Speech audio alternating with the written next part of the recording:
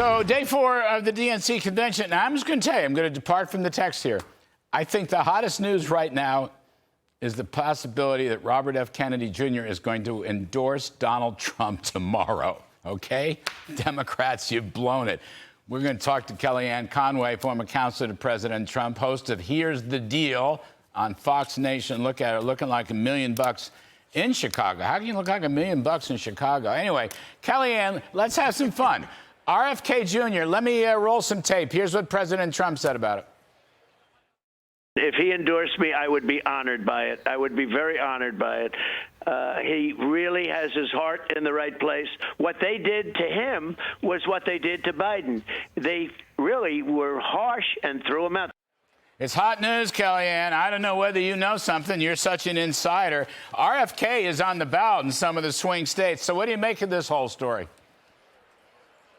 It would be fantastic. I'm glad President Trump welcomes it, and I'm glad he doesn't feel compelled to offer a senior staff position or cabinet. That's not what this is about. This is about stopping the radical people behind me.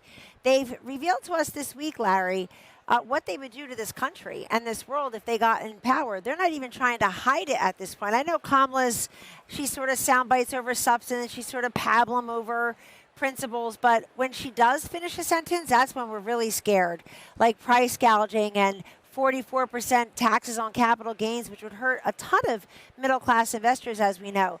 So it's when they actually tell us who they are that we're afraid. Why is the RFK Jr. endorsement helpful? Because after Biden got kicked out of the race and Kamala swapped in for him about a month ago, the double doubters shrunk in number. They were close to about 22, 23% of the electorate on a big day. They're now in single digits. Many of them have gone back to Kamala Harris. RFK Jr. is sitting on voters that should be for Trump. And before everybody says, Kellyanne, he's an anti-vaxxer, he says, I got it all. I know that. But he's also for school choice. He also thinks that everyday affordability is vexing and perplexing Americans, and he's right. He also wants entrepreneurs to survive and thrive, and so on. So Larry, I'm going to tell us all about Trump and RFK Jr., what I tell everybody about their neighbors and family members. Stop focusing on the two things on which you will always vehemently disagree, and start finding the 8, 10, 15 right, on which you do agree and you are aligned. So this is the way I look at that. Arizona tomorrow caps a week of great swing state visits by Vance and Trump. Substance, policy, economy, crime, national security, border. That's what they need to be doing. By the way, RFK Jr.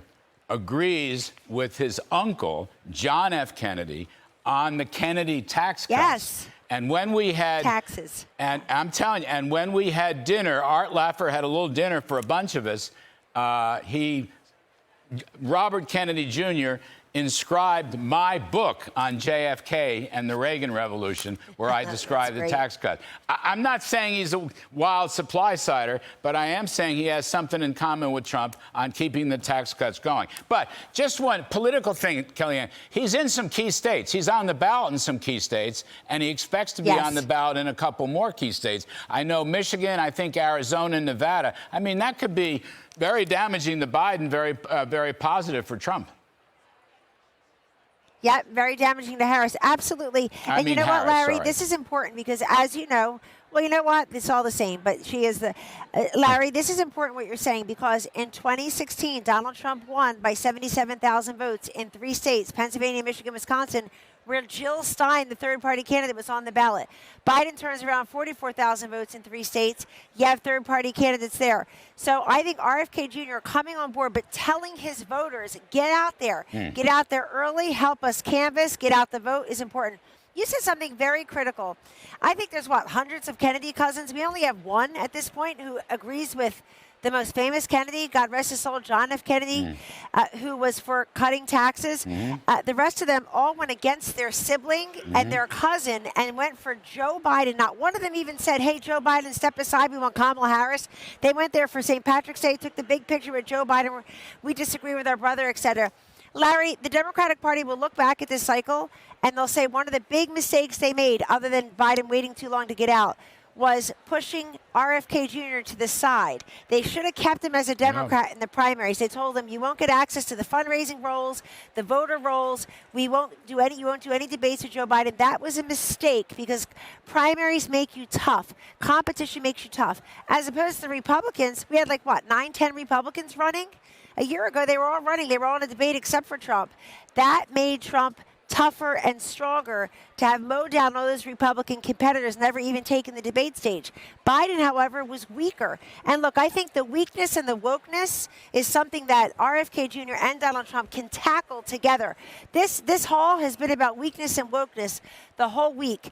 And a lot of things we haven't heard. We haven't heard too much about the border, haven't heard too much about tax hikes, haven't heard about regulation, but we all know it's there. And I think RFK Jr. teaming up with Trump with no promise. Tulsi Gabbard, another person who ran against Kamala Harris and Joe Biden in 2020, helping Donald Trump with debate prep, being on board. These are all little pieces of popcorn that give us clues. They represent a lot of rank and file voters who are also fed up and are going to vote for Trump. And Trump, wait a second, Kellyanne, Trump has turned around the betting polls, pay to play. Trump was down. Now he's completely predicted. Yep. He predicted he was down 52-47. He's back now. He's at 51-46. He's completely swept out the betting polls. That tells you something. This Democratic convention. It tells you something. It has just been awful. It's a bloody bore. It's radical at the same time. And at the same time, they won't talk about the key issues, economy and border and inflation. I mean, they're playing dodgeball with the voters, and the voters don't like it. Last word, Kellyanne. They don't like it, and they're smart. The voters are smart. Not only do they expect and accept real policy discussions, they're going to reward those who are having it. Hey, Larry, I know the Obamas still have magic, but guess what they don't have? The Obama coalition. The working class voters that voted for Obama or actually voted for Romney and McCain, but not as much as they voted for Trump. That's gone. The Obama coalition is gone. Kellyanne, come back tomorrow. You know, you can Obama and Oprah the place. Come back tomorrow. Come back tomorrow. I'm booking you for tomorrow. Thanks, Larry. To critique the speech. That's the way I always do it. Kellyanne Conway, everybody, the best. Good. We'll get in touch with you. We'll figure the whole darn thing out.